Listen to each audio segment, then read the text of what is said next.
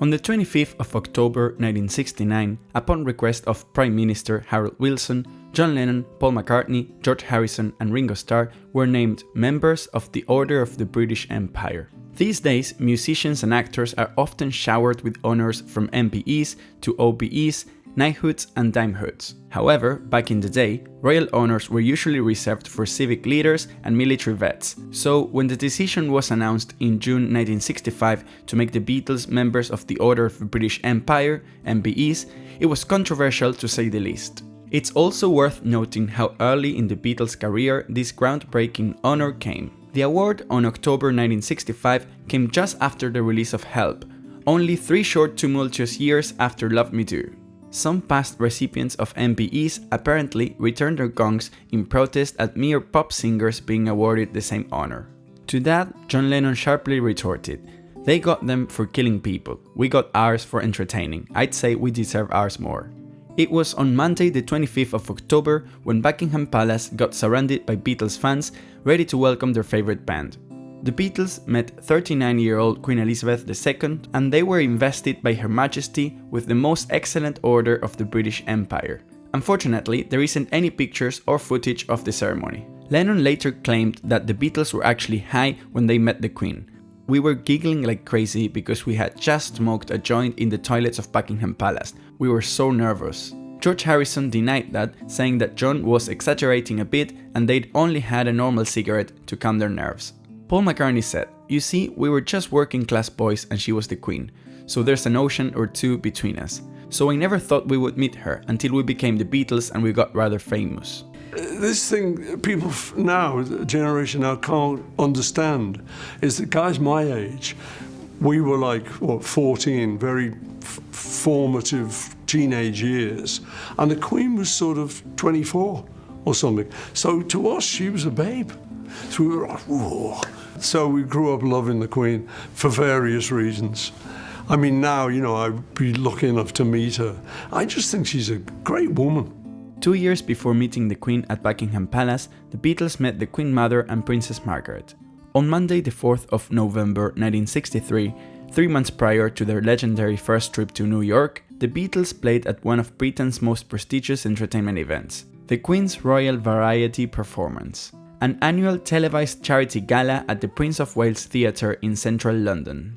Early songs like From Me to You and She Loves You were warmly received, but the band decided they wanted to test out their irreverent humor on the distinguished audience. Before playing Twist and Shout, John Lennon told the crowd that he needed some audience participation for the last song. He said, "The people in the cheaper seats, clap your hands, and the rest of you, if you just rattle your jewellery." His humor towed the line, but the joke was taken politely by the royals on hand. Apparently, this joke was planned before the show, and they say that John Lennon told Brian Epstein, the Beatles manager, that he was gonna say, "You can rattle your fucking jewellery." Personally, I think this is either a myth or that John Lennon only said that to wind Brian Epstein up, because John wasn't stupid and I'm sure he knew that if he said that in front of the royals, it would have been the end of the Beatles' career. After the show, the Beatles met the Queen Mother and Princess Margaret. There is footage of this conversation, but sadly no audio. However, I know what they said. The Queen Mother asked Paul McCartney where they were playing next. Paul said they were playing in Slough. The Queen Mother was delighted and said, "Oh, that's near us. Windsor Castle is a royal residence just down the road from Slough." She did not go to the concert though. Shortly after the Beatles returned from their highly successful American tour in February 1964, the Duke of Edinburgh told the New York Times that he thought the Fab Four were a helpful influence. Panelist Ellie Abel asked Prince Philip if he took pride in one of Britain's most successful exports, the Beatles, despite their youthful attitudes towards drugs and sex lifestyle. The Duke of Edinburgh said, "I think they make very good music, and from that point of view, I wholly support them. I think what they do in their private lives is largely their business. If the Beatles encouraged people to do things that are perhaps not in their best interest, I would deplore the band. But musically, I think they've done a tremendous job and they write some marvelous tunes." In November 1969, as he became increasingly iconoclastic, John Lennon decided to return his MBE, addressing a letter to the Queen on a Back Productions headed notepaper, with a copy sent to Prime Minister Harold Wilson. "Your Majesty, I am returning my MBE as a protest against Britain's involvement in the Nigeria-Biafra thing, against our support of America in Vietnam, and against cold turkey slipping down in the charts. With love, John Lennon from Bag. It was Paul McCartney who went on to forge something of a relationship with the Queen over the last half-century or so.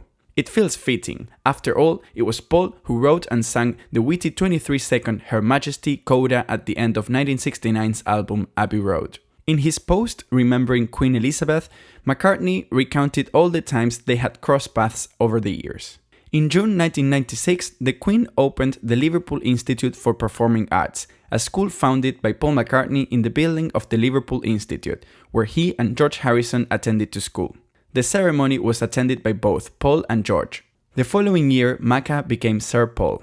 It was one of the best days ever, he said. I felt very honored to be offered a knighthood, and of course it would have been rude to turn it down.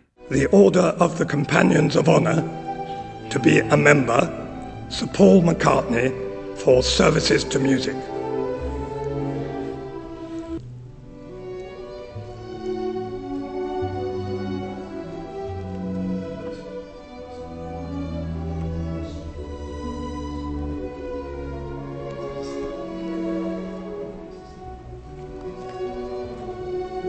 Ringo Starr was appointed a Knight Bachelor in the 2018 New Year Honours list, in a long overdue award for his services to music.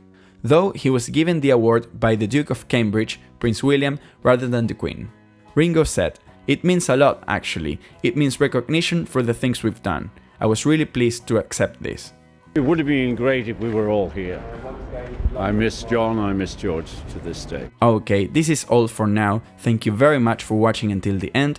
If you found this video interesting, please give it a thumbs up. You can also follow me on Instagram or Facebook. And the most important thing is, if you enjoy this content, make sure you subscribe to this YouTube channel because it's all about the Beatles. There is also a PayPal link in the description for donations. Every donation would be absolutely appreciated. Thank you very much for watching until the end. See you next time. Bye. Well, I'm afraid that's us run out of time. Oh, I'm really okay. sorry. Well, So, thanks. Bye, everyone. thank you very much. Thank you. If I give my heart to you, I must be sure from the very start that you. Okay, I'm here outside Paul McCartney's house at 7 Cavendish Avenue. Actually, I'm in someone's driveway right now, so I hope I don't get kicked out. So, a little bit of history first. Back in the early 60s, when the Beatles became really famous and rich, most of them decided to buy houses outside of London. But Paul was the only one who decided to stay in town.